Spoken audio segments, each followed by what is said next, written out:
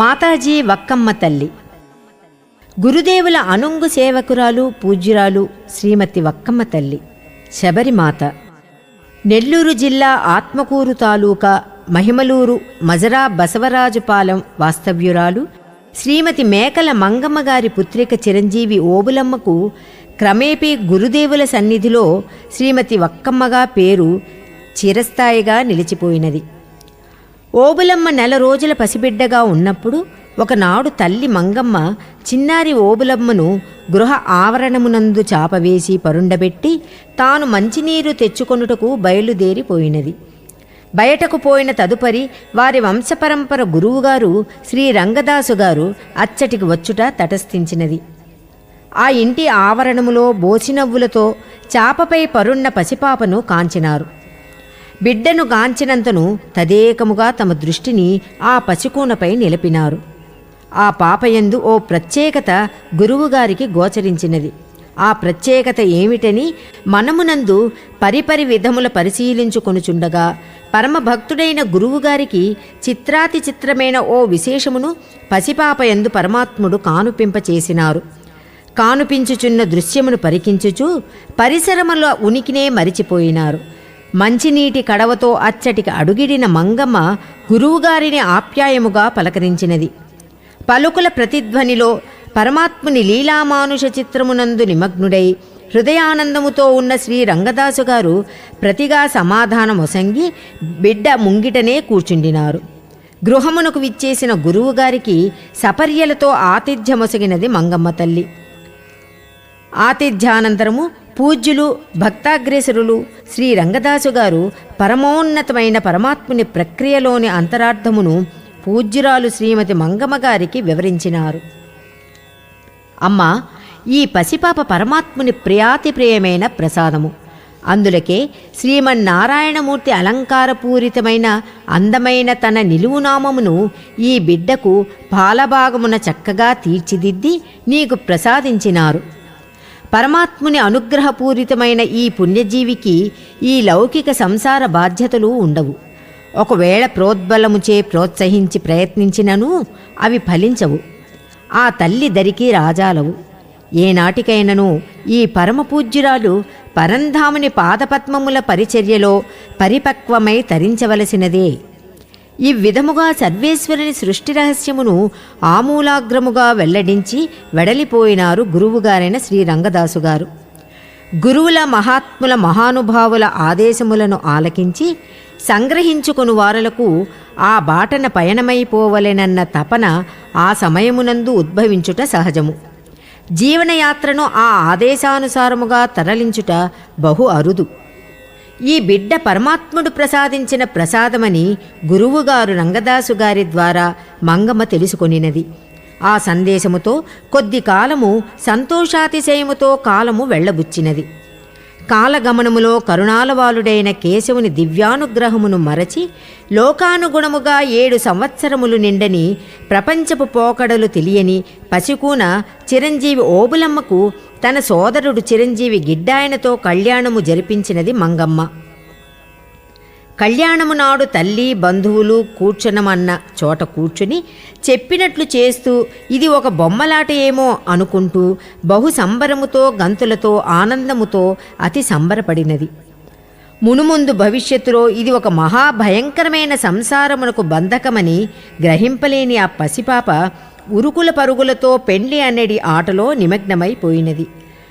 ఆటపాటలలో ఆడుకొను పాపకు 17 వచ్చేసరికి తనకు తన మేనమామతో కళ్యాణము జరిపించినారని పరిచితుల ద్వారా తెలుసుకొని తాను సంసారమునకు తగనని అంతరాత్మ ప్రబోధముగా ప్రభావితురాలైన పరమపావని తల్లి కడకేగి తను వినిన విషయములోని యథార్థమునకు వివరణను కోరినది. తల్లి మంగమ్మ బిడ్డకు జరిగిన విషయమును సవిస్తారముగా తెలుపగా అందులకు, అమ్మ, నేను పుట్టిన దానిని పుట్టినట్లుగానే ఉండవలసినదే అను ప్రబోధాత్మకమైన సత్యమును సంసారమునందు తన విముఖతను విన్నవించినది. కుమార్తె దృఢవైఖరికి అచ్చెరు పొందిన ఆ తల్లి పలుమారులు బిడ్డ మనస్సును మార్చచూచినను అందులకు ఆమె తన బిడ్డ నుండి చవిచూచినది తిరస్కారపూరితమైన ఆమె దృఢ నిశ్చయమును మాత్రమే. ఎట్టకేలకు మంగమ్మ కుమార్తె ఓబులమ్మ సలహాతో తన తమ్ముడు గిడ్డాయనకు ద్వితీయ వివాహము చేయ నిశ్చయించుకొన్నది. ఆ ద్వితీయ వివాహమును పవిత్రురాలు ఓబులమ్మ బహు సంబరముతో తాను ఈ సంసార భవబంధముల నుండి విముక్తి పొందినానను సంతసముతో దగ్గర ఉండి దిగ్విజయముగా వివాహమును జరిపించినది. ఆనాటి నుండి తల్లికి తోడుగా మరి ఒక ఇంటిలో వేరుగా ఉంటూ ఉండేడిది. ఉదర పోషణార్థము ఆ చిన్ని పల్లెలో చిన్న చిల్లర అంగడి పెట్టుకుని జీవితమును కొనసాగించుచు మనస్సును అహర్నిశలు ఆ భగవంతుని యందే లయమునర్చి బాహ్యమునకు ఏమీనూ తెలియని అమాయకురాలు వలె ఆ పల్లెలో ఒకరిగా కలిసిమెలిసి ఉండేవారు. అప్పటికి ఓబులమ్మకు సుమారు 20 సంవత్సరముల ప్రాయము. ఆ వయస్సున ఆమెకు ఒడలంతయూ దద్దులుగా తయారై పురుగుకాటు అని గ్రామస్తులు చెప్పగా నివారణోపాయమునకు మహిమలూరు నివాసి గురుదేవుల సేవకులైన శ్రీ మురుకూటి రామిరెడ్డి గారి తోడుతో గురుదేవుల పాదములను శరణుజొచ్చినది. ఆ రోజులలో గురుదేవులు అంకాళమ్మ బోటు తిప్ప మీద ఉండేవారు. పూజ్యురాలు వక్కమ్మ తల్లితో వచ్చిన వారందరూ గురుదేవులకు సాష్టాంగ దండ ప్రణామంబులు ఆచరించుకొని తమ తమ అభీష్టముల మేరకు గురుదేవుల ఆశీసులను పొందిరి. వారితో పాటు ఓబులమ్మ కూడా తన శారీరక బాధను విన్నవించుకొనినది. పూజ్యురాలు ఓబులమ్మ వైపు తమ దివ్యదృష్టిని ప్రసరించి మహదానందముతో పక్కనే ఉన్న శిష్యాగ్రణి పూజ్యులు శ్రీ చలమానాయుడు గారితో, అయ్యా, ఆమెకు వేటుకు జబ్బు పోదా అని సెలవిచ్చినారు. గురుదేవుల వాక్కుమంత్రమో తంత్రమో ఏమని ఎవరు వర్ణించగలరు? గురుదేవుల వాక్కు బ్రహ్మవాక్కు. బ్రహ్మవాక్కుకు దీటుగా ఏదీనూ నిలవలేదు ఈ ధరణిలో. సాటిలేని మేటి మాటతోనే ఉపశమనమైనది మానసములోన ఆ తల్లికి. ఉపశమనముతో ఉత్సాహపూరితురాలైనది. ఉత్సాహపూరితురాలైన ఉత్తమురాలికి ఆ క్షణము నుంచే శారీరక బాధలో మార్పు కానరావడముతో మహానందభరితురాలైనది. మహానందముతో మురిసిపోవుచున్న ఆ పుణ్యాత్మురాలు మహేశుడైన గురుస్వామికి పాదాభివందనము చేసుకుని తోటివారితో కలిసి పయనమైపోను అనుమతిని అభ్యర్థించిన తల్లిని తప్పించి తతిమ్మావారందరికీ సెలవొసంగి సేవలో శబరిమాతకు మారుగా మునుముందు సృష్టిలో సచ్చరితగా సుస్థిరముగా వెలగిపోబోవు ఆ మహోన్నతురాలి వైపు ఒకసారి తేరిపార చూసి, అమ్మా, యాడకమ్మా నీవు పోయేది? నీ జీవితము ఇక్కడే గదా అని ఆజ్ఞానుపూర్వక అనుగ్రహవరమును ప్రసాదించినారు. ప్రాపంచిక సౌఖ్యములను తిరస్కరించిన ఆ సాధురాలికి భగవంతుని పూర్ణ శరణాగతి లభించినది. ఆనాటి నుండి పూజ్యురాలు శబరిమాత వక్కమ్మ తల్లి గురుదేవుల పాదకమలముల సేవ చేసుకొనుచు మధ్య మధ్యలో తమ గ్రామమునకు పోయి వచ్చుచుండెడివారు. క్రమేపీ గురు సాన్నిధ్యములోనే తమ జీవితమును గురుపాద సేవకే అంకితము చేయ నిశ్చయురాలైనది. ఆ రోజులలో గురుదేవుల వెంట కలువాయి త్రోపుగుంట ఒక ప్రదేశమననేలా గురుస్వామి చోటికి పోతుండినను వారి వెంటనే ఉండి వారికి పరిచర్యలు చేయుచుండెడిది. గురుదేవుని కృపకు పాత్రులగుటకు సేవాభావమే చక్కని రాజమార్గము. ఆ రాజమార్గములోనే నడిచి గురుదేవునిపై మనమును నిలపి శ్రీ స్వామివారి కృపా కటాక్షములతో కృతార్థురాలైన కృతనిశ్చయురాలైన కృపామయి వక్కమ్మమాయి మాధవుడైన పరమాత్మస్వరూపుడైన గురుదేవుల పాద కమలముల సేవాభాగ్యమే తన జీవితమునకు పరమావధి అని, ఆ పరమావధే పరమాత్ముని పాదరేణువుగా నిలిచిపోవుటకు ఆస్కారమని విశ్వసించినది. విశ్వసించిన విశ్వాసి విశ్వాసముతో వినయ విధేయతలతో వినమ్రముతో శ్రీ స్వామివారి సేవాభాగ్యములో పరిపూర్ణతను ప్రసాదించుకొనిన మహాపుణ్యజీవి భాగ్యశాలి శబరిమాత వక్కమ్మ తల్లి. ఆ రోజులలో గురుస్వామి వెంట పూజ్యులు శ్రీ చలమానాయుడు, శ్రీ వేమయ్య, శ్రీ లక్ష్మయ్య నాయుడు, శ్రీ జయరామయ్య, శ్రీ నారాయణ స్వామి గారులు ఉండేవారు. పూజ్యురాలు వక్కమ్మ తల్లి ఏనాడు గురుదేవుల పాద సన్నిధిన అడుగిడినదో ఆనాటి నుండి తుట్టతుది వరకు సర్వకాల సర్వావస్థలయందును గురునామ జపముతో గురుపాద సేవలో అహర్నిశలు ఉండినారు. పనిలో నిమగ్నమై అలసిపోయి వాడిపోయిన ముఖముతో కానవచ్చుచున్న ఆ మహాతల్లిని కాంచినంతనే దయామయుడు గురుదేవుడు తమ ప్రియతమ బిడ్డ శారీరక కష్టమును చూచి ఓర్చుకొనలేక, అమ్మా, నీవు ఎందులకు పనిచేసేది? ఆ చెట్టు కింద కూర్చుంటే ఎవరైనా బుద్ధి పుడితే ఒక ముద్ద పెట్టరా అనేవారు. కానీ ఈ మహాతల్లి గురుదేవుల సేవాభాగ్యంలో తన్మయురాలై శారీరక బాధను లెక్కచేయక గురుస్వామి నామజపములో శారీరక కష్టమును మరిచిపోతూ ఉండేవారు. పూజ్యురాలు ఒక పరి తమ గ్రామమునకు పోయి గురుదేవుల సన్నిధికి వచ్చుటకు ఏటి ఒడ్డుకు రాగా ఏరు అమిత ఉరవడితో 2 నిలువుల ఎత్తున హోరున ప్రవహించుచుండినది. శిష్యులు పూజ్యులు శ్రీ చలమానాయుడు గారు శబరిమాత వక్కమ్మతో, అమ్మా, నీవు వచ్చేటప్పుడు ఏరు బహు ఉరవడిగా ఉంటే పడవలో రామ్మా అని చెప్పి పంపినారు. గ్రామమునందు పనిని పూర్తి చేసుకుని పరమాత్ముని సన్నిధికి ప్రయాణమైనారు పూజ్యురాలు వక్కమ్మ. ప్రయాణమైన పావని ఏటి ఒడ్డుకు చేరినారు. పరంధాముని పాదపద్మముల దరికి చేరవలెనన్నా ఏటి ఆవలి ఒడ్డుకు చేరవలెను. ఒడ్డు దరికి చేరడమే తెలుసు ఆ తల్లికి. తండ్రి అయిన గురుస్వామి దరికి చేరవలేను అనునదియే ఆ తల్లి తపన. ఆ తపనలో తన్మయురాలైన ఆ తపస్వికి ఆవలి ఒడ్డున ఉన్న గురుదేవుల రూపము తప్ప ఏమీయునూ గోచరింపలేదు. గురునామ జపములో లీనమై ఉన్న ఆమెకు సర్వసృష్టి ఏమీయునూ కానరాలేదు.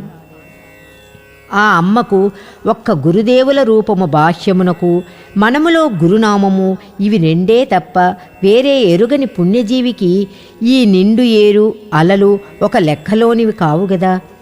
శబరిమాత వక్కమ్మ మాత ఏకాగ్రతతో దృష్టిని గురుదేవుల వైపు సారించుచూ మనస్సును గురుస్వామి పాద కమలములపై లయము చేసి తనువును ఏటిలో దింపి నేరుగా ఆవలి ఒడ్డుకు చేరుకొని గురుచరణారవిందములపై వాలిపోయినారు. అంత నిండు ఏరులో నడిచివచ్చి గురుదేవుల దరికి చేరిన ధన్యాత్మురాలైన వక్కమ్మ తల్లికి కనీసము ఒంటినున్న బట్ట కూడా తడవలేదు. హోరు హోరున అల్ల కల్లోలితములైన అలలతో ఎగిరెగిరిపడు ఆ ఏటి ప్రవాహపు ఉరవడి ఎక్కడ? అతి అణుకువగా ముడుచుకుపోయిన అతి చిన్న శరీరధారి అయిన వక్కమ్మ మహాతల్లి ఎక్కడ? ధీరోదాత్తులకైనను ఏటిలో కనీసము కాలుమోపశక్యము కాని విపత్కర పరిస్థితి ఎక్కడ? ఈ స్థితిలో మహాసాధ్వీమ తల్లికి మాధవుడైన గురుదేవుని నామరూపములే శరణ్యములు. శరణన్న వారిని సంరక్షించు సర్వేశ్వర స్వరూపి గురుదేవునికి సృష్టిలోని సజ్జనులందరూ శరణాగతులే. ఆ తల్లి సత్సంకల్ప సేవా దీక్షకు ఇంతకన్నా ప్రబల నిదర్శనమేమి కావలేను? గురుదేవులు ఓబులమ్మకు వక్కమ్మ నామధేయమును సార్థకము చేసినారు. పూజ్యులు శ్రీ శంకరాచార్యుల వారు సనందుడనే శిష్యునికి పద్మపాదుడను నామమును సార్థకము చేసినారు. పవిత్రుడు పద్మపాదుని భక్తావేశ సన్నివేశములను భక్తాగ్రేసరులకు విన్నవించుట విద్యుక్త ధర్మము. సనందుడనే ఈ శిష్యుడికి మరో పేరు రావడానికి జరిగిన యథార్థ సంఘటనను విన్నవించుకొనుచున్నాను. ఒకనాడు ఏటి ఒడ్డున కూర్చొనిన సనందుడికి శంకరులు తనను పిలుచుచూ ఉండడము వినిపించింది. వెంటనే అతను నీళ్లలో దిగాడు. దిగిన శిష్యుని విశ్వాసమునకు ముగ్ధుడైన శంకరాచార్యుల వారు అతని పాదాలకు ఊతగా తమ సంకల్ప బలంతో సుళ్ళు తిరిగే ఏటిలో తామరపూల బారు ఒకటి సృష్టించారు. అతడు వాటి మీద నుంచి నడుచుకుంటూ వెళ్ళి అవతల ఒడ్డు చేరాడు. అప్పటి నుంచి ఆ శిష్యుడికి పద్మపాదుడనే పేరు వచ్చింది. మరునాడు శిష్యులు శ్రీ నారాయణస్వామి గారు అదే ఏటిలో ఆ ఉరవడిలోనే ఆవలి ఒడ్డు నుండి ఈవలి ఒడ్డు చేరుసరికి బహుప్రయాసలతో రావలసి వచ్చింది.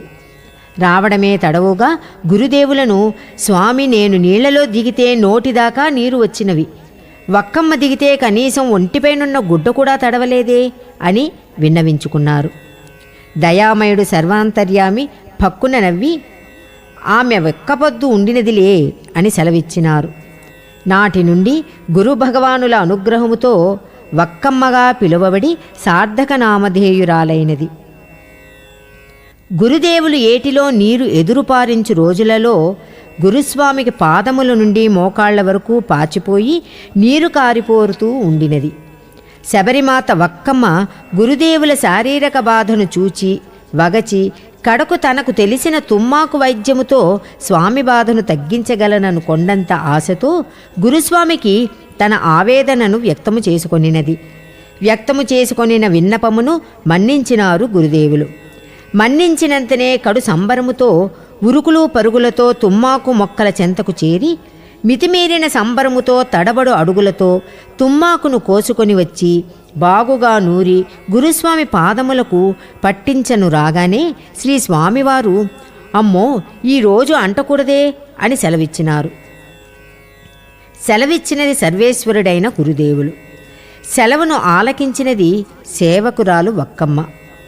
ఆనాటి గురుదేవుల ఆజ్ఞను అక్షరముల పాటించిన పరమోన్నతురాలు నిరాశా నిస్పృహలకు లోనుగాక మరురోజు నూరిన తుమ్మాకును తీసుకొని తన స్వామి చెంతకు చేరి ముకుళిత హస్తములతో సేవకు అనుజ్ఞ ఇవ్వమని వేడుకొనినది సేవకురాలు వక్కమ్మ తల్లి. గురుదేవులు ఈరోజు ఆ తల్లి మనోభీష్టమునకు అడ్డు చెప్పక ఆమె సేవలకు అనుజ్ఞ ఒసంగినారు. గురుదేవుల అంగీకార సూచన రాగానే సంతోషాతిశయముతో తాను మైమరిచి గురుదేవునికి గాదు సాక్షాత్ శ్రీరామచంద్ర ప్రభుకే వైద్య సేవ చేయుచున్నానని ఉబ్బి తబ్బిబ్బై తన పైట చెరుగును పరచి గురుపాదములు అందుంచి పైట చెరుగుతో అద్ది తుడిచి తాను తయారు చేసిన మందును ఆప్యాయముగా కాళ్లకు పట్టించిన పసరు 6 వరకు విసురుతూనే ఉండినారు. శబరిమాత శ్రీరామచంద్ర ప్రభు పాదములంటి నమస్కరించి అర్ఘ్యములిచ్చి పూజించినటుల ఈనాటి వక్కమ్మ తల్లి ఆనాటి శబరిమాత సేవలను గుర్తుకు తెప్పించుచున్నది. శ్రీమన్నారాయణుడు తన సేవకురాలి భక్తి శ్రద్ధలకు తన్మయుడై ఆ తల్లి చేయు సేవలన్నిటికీ అభ్యంతరము చెప్పక పసిబిడ్డవలే మిన్నకుండెడివారు. తన భక్తురాలికి గురుదేవులు హృదయపూర్వక ఆశీసులను అందించినారు.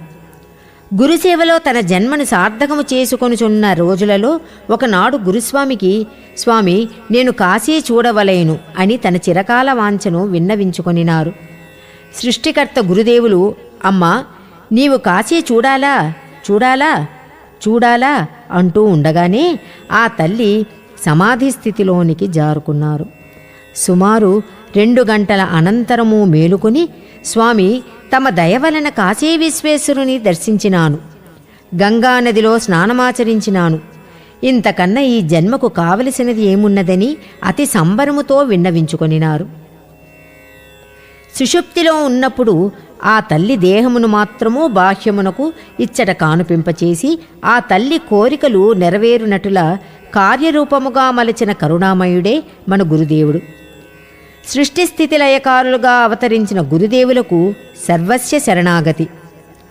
పాఠక మహాశయులకు పరమపూజ్యులైన శ్రీ శ్రీ శ్రీ సదాశివ బ్రహ్మేంద్ర స్వాముల వారి మహిమాన్విత లీలను విన్నవించుకొనుచున్నాను. సదాశివ బ్రహ్మేంద్ర స్వామివారు చివరి దశలో సంచారము మాని నెరూరులో స్థిరముగా ఉండిపోయినారు. పిల్లలు చుట్టుముట్టి మధురలో జరిగే సుందరేశ్వరుని తిరునాళ్ల చూడవలయునని కుతూహలముతో వారి మనోభిప్రాయాన్ని తెలియజేశారు. దీనదయాళుడైన సదాశివ బ్రహ్మేంద్రుల వారు చిరునవ్వు నవ్వి కళ్ళు మూసుకోమని ఆ పిల్లలకు సైగ చేశారు. పిల్లలు కళ్ళు మూసుకోగానే మధురలో ఉన్నారు. స్వామి పిల్లలకు తిరునాళ్లు చూపించి తినుబండారాలు కొనిపెట్టి మళ్లీ కళ్ళు మూసుకోమని సైగ చేశారు. పిల్లలు అలా చేయగానే మళ్లీ నెరూరులో ఉన్నారు. ఆ మహాతల్లి ప్రతిరోజు గురుదేవులకు రాగిజావలోనికి పాల కొరకు ఊరంతా తిరిగి సేకరించుకొని తన స్వామికి నివేదించుచుండేది. పాల సేకరణతో పాటు గురుదేవులకు ప్రియమైన పొగాకు కాడను కూడా శ్రద్ధతో తెచ్చి సమర్పించేది. గురుదేవుల కొరకు రాగిజావ తయారు చేయుటలో శారీరక శ్రమను ఆవలనెట్టి బహు జాగరూకతతో అతి శ్రద్ధతో తన స్వామికి సరిపడునటుల సన్నని సెగన కాచి తనకు పూర్తి సంతృప్తి కలిగిన కానీ ఆ పదార్థమును తన దేవునికి నైవేద్యముగా సమర్పించుకునేది కాదు. శబరిమాత వక్కమ్మ తల్లి తుదిశ్వాస వరకు కూడా గురుదేవుల సేవా కార్యక్రమములో ఎలాంటి లోటుపాటు రానీయక గురునామ జపముతో గడుపుతూ అంతిమయాత్రలో అనంతుడైన గురుదేవునిలో విలీనమైనది. దేవాదిదేవుడైన గురుదేవుని హృదయాకాశమందు స్థిర నివాసం ఏర్పరచుకుని తేజోమయ ప్రకాశముతో విరాజిల్లుతున్నది.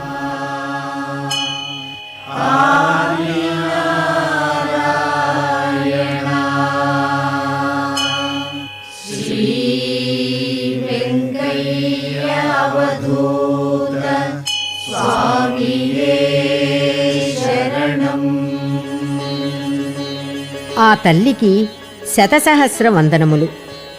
అంతకాలే చ మామేవ స్మరన్ముక్త్వా కళేబరం యః ప్రయాతి సమద్భావం యాతి నాస్త్యత్ర సంశయ. ఇది భగవద్గీత 8వ అధ్యాయం 5వ శ్లోకం. జీవితకాలమంతయు నన్ను ధ్యానము చేయుచుండు అంత్యకాలమందు కూడా సర్వేశ్వరుడను విష్ణువు అగు నన్ను ధ్యానము చేయుచు శరీరమును త్యజించినవాడు నా స్వరూపుడగును. ఇందు ఎంత మాత్రమును సంశయింపవలసినది లేదు. గురుదేవులు కుష్ఠవ్యాధిని నివారించుట. మానవ సేవయే మాధవ సేవ. ప్రతి జీవిలో ఈశ్వరుడు కలడు. ప్రతి జీవిని ప్రేమించి సేవింపుము. స్వార్థమును వీడి ఇతరులకై సేవ చేసిన నాడే భగవంతుడు నిన్ను కనికరించును. మనస్ఫూర్తిగా పాటుపడువారికే భగవత్సాయము లభించును. ఈ నిత్య సత్యమును ప్రపంచమునందు ప్రబోధించుటకై కర్మయోగమును తాను ఆచరించి సర్వులను అదే బాటన పయనమగుటకు ఆయత్తపడుమని పరమాత్మస్వరూపులైన గురుదేవులు ఆదేశించుచున్నారు. గురుదేవులు ఆచరించిన విధానమును పూజ్యులైన పాఠక మహాశయులకు వివరించుచున్నాను. గోనుపల్లి పెనుబర్తి వాస్తవ్యులు శ్రీ మునగా శ్రీరాములు శెట్టిగారు కుష్ఠవ్యాధితో బాధపడుచుండేవారు. వారి కుటుంబ సభ్యులు మొత్తము పలు రకములైన వ్యాధులతో బాధపడుతూ నరకయాతన పడుచుండినారు. ఆ సమయములో సాక్షాత్ కలియుగావతారుడు మన గురుదేవుల మహిమలను తెలుసుకొనినారు. వారి పాదార విందములను దర్శించుకొని సాష్టాంగ దండ ప్రణామంబులు ఆచరించుకొని తమ బాధలను విన్నవించుకొనినారు. తరుణోపాయమునకు నీవు తప్ప వేరు దిక్కులేదని విలపించుచూ వేడుకొన్నారు. దయామయుడు మదిలో స్ఫురించినంతనే తమ శారీరక మానసిక బాధలు ఎన్ని ఉన్ననూ లెక్కించక నేరుగా గురుపాదముల చెంత వాలుతూ ఉండేవారు. ఈ విధముగా దాదాపు సంవత్సరము రోజులు గడిచినవి. గురుదేవుల ఆశీస్సులతో చిల్లర దుకాణము పెట్టుకుని గురుస్వాముల అనుగ్రహముతో క్రమేపీ లాభమును గడించసాగినారు. శ్రీరాములు గారు వ్యాపార ఆరంభములో గురుదేవుల వాటా ఇంత అని మనములోనే నిర్ణయించుకొని సంవత్సరాంతమున వచ్చిన ధనార్జనలో గురుస్వామి ధనమును శ్రీవారి సేవలకై వినియోగించెడివారు. గుడ్డల వ్యాపారములో గురుదేవుల వాటా ధనము 600 రూపాయలు అని ఆ ధనమును స్వామి సేవకే వినియోగించినారు. ఈ విధముగా ఒక సంవత్సరము అనంతరము గురుస్వామి ఒకనాడు పొదలకూరు నుంచి శిష్యులు పూజ్యులు శ్రీ చలమానాయుడు శ్రీ చిదానంద స్వాముల వారితో పెనుబర్తి గ్రామమునకు పోయి శ్రీరాముల వారి గృహ ఆవరణమును తమ పాదస్పర్శచే పునీతము కావించి అచ్చట తిష్టవేసినారు. తనను మనసా వాచ సదా నమ్ముకొనిన భక్తులను భగవంతుడు కాపాడును.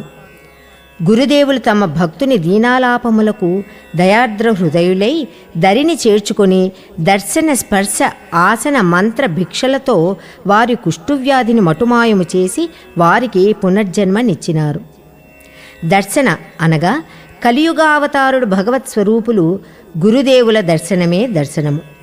స్పర్శ సాక్షాత్ భగవత్ స్వరూపుడు మానవదేహము దాల్చిన గురుదేవులు స్వహస్తములతో ఆశ్రితుడు శ్రీరాముల శెట్టిగారి భౌతిక కాయము నుండి కారు నీసునీరును కడుగుతూ శరీరమును శుభ్రము చేయుచుండెడివారు. భగవంతుని స్పర్శే స్పర్శ. ఆసనము అనగా స్థిరముగా మనసుని నిలిపి నిశ్చలమైన మనస్సుతో గురువుల సన్నిధిలో ఉండుట. గురువుల దర్శనమైన పిదప గురుదేవుల హస్తస్పర్శతో ఆ జీవి పూర్వకర్మల పాప సంచయములు తొలగినవి. అందుచేతనే ఆ జీవి గురువుల సన్నిధిలో గురువుల అనుగ్రహము చేతనే నిశ్చలమగు మనస్సుతోనూ వాక్కుతోనూ కర్మతోనూ గురుదేవుల నామ మంత్ర జపమును కొనసాగించుకొనినారు. గురుదేవులు దయామయులై ఆ జీవిని తన సన్నిధిలో ఉంచుకుని అతని మనోవాంఛను తీర్చినారు. మంత్రము. గురుదేవుల నామజపమున కన్నా మించిన మంత్రము ఈ కలియుగములో వేరేమున్నది? ఆ నామజపములోనే భక్తుడు తమ పూర్వకర్మలను దగ్ధము చేసుకుంటూ జన్మరాహిత్యమును పొందును. ఆ గురునామజపమే శ్రీరాముల శెట్టిగారికి పునర్జన్మనిచ్చినది. గురుదేవుల నామజపమే మంత్రము.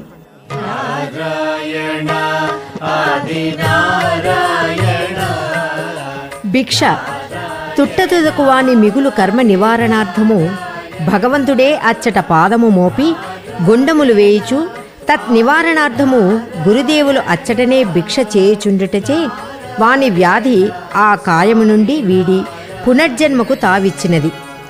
గురుదేవుల కరుణా కటాక్షములచే ఆ తండ్రినే నమ్ముకొనిన ఆ కుటుంబ సభ్యులు యావత్తూ తమను పీడించుచుండిన శారీరక మానసిక బాధల నుండి విముక్తులైనారు. ఇవ్విధముగా నిరాకారుడు సాకారుడై కోటానుకోట్ల జీవుల సంరక్షణార్థమై ఇంతింతై వటుడింతై తానింతై అన్నట్లు భువిపై తన సంచారము సాగింపతొడగినారు. ఓం శ్రీ శ్రీ శ్రీ భగవాన్ వెంకయ్య స్వామి శరణం శరణం.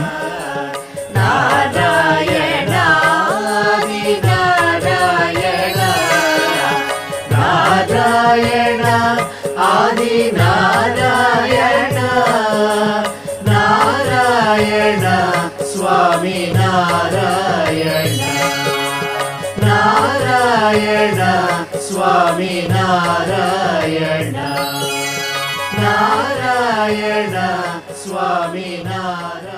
4వ రోజు పారాయణం సమాప్తం.